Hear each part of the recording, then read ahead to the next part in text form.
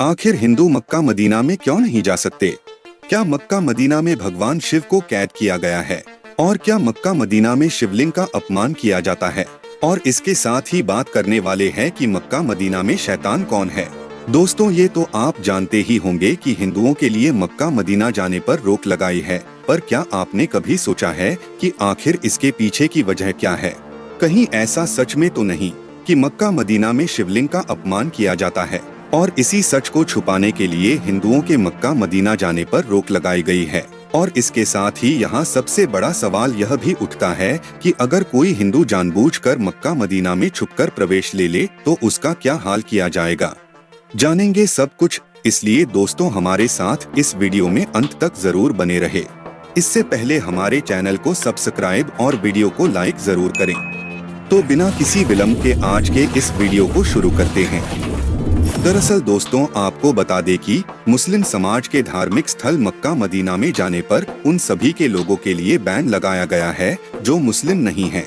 और इस बैन के पीछे अलग अलग लोगों की अलग अलग मान्यताएं और धारणाएं हैं। जैसे कुछ लोगों का मानना है कि मक्का मदीना एक मुस्लिम धार्मिक जगह है, न कि कोई टूरिस्ट प्लेस जो वहां किसी भी धर्म का इंसान घूमने चला जाए। मक्का मदीना एक मुस्लिम धार्मिक स्थल है और यह एक मुस्लिम राष्ट्र में स्थित है, तो ऐसे में कोई भी हिंदू यहाँ जाने की हिम्मत भी नहीं जा सकता है। तो वहीं कुछ अन्य लोगों का मानना है कि दूसरे धर्म के लोग मक्का मदीना और अल्लाह के बारे में ज्यादा कुछ नहीं जानते हैं।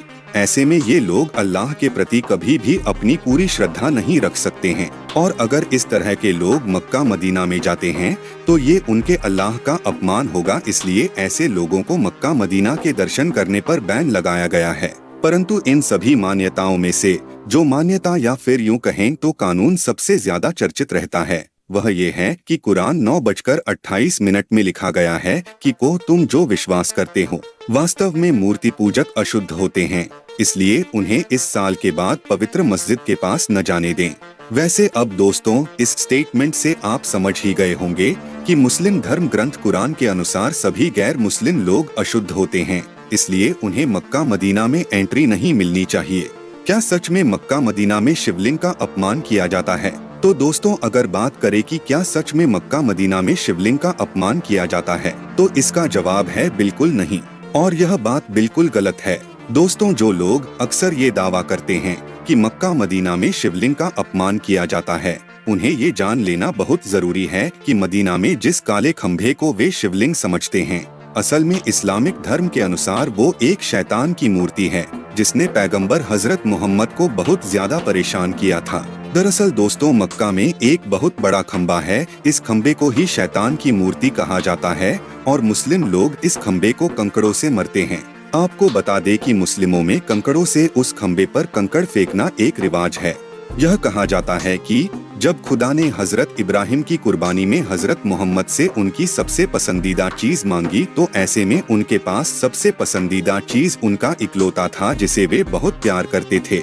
बहुत सोच विचार और खुदा के हुक्म को मानने के लिए उन्होंने खुदा को पसंदीदा चीज के रूप में अपना इकलौता बेटा देने का निर्णय लिया।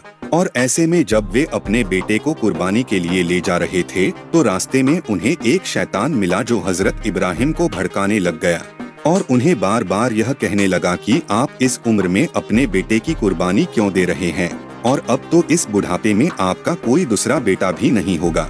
शैतान के भड़काने के बाद कुछ समय के लिए मोहम्मद इब्राहिम भी अपने बेटे के प्यार में कुछ समय के लिए झुक गए, लेकिन हजरत इब्राहिम ने फिर भी खुदा को अपने इकलौते बेटे की कुर्बानी देने का निर्णय लिया, क्योंकि हजरत इब्राहिम अपने बेटे को मरता देख नहीं सकते थे। इसलिए जब वे अपने बेटे की कुर्बानी दे रहे थे तो उन्होंने अपनी आंखें बंद कर लिए और अचानक खुदा ने कुर्बानी के वक्त उनके बेटे के बदले में एक बकरी को रख दिया, और ऐसे हजरत इब्राहिम खुदा की इस परीक्षा में पास हो गए। और इसीलिए ही मुस्लिम लोग खुदा को कुर्बानी देने के लिए बकरीद मानते हैं और उन्हें कोई शैतान भड़काए न, इसलिए बकरीद के बाद मक्का मदीना में उस शैतान की मूर्ति को कंकड़ों से भी मारते हैं।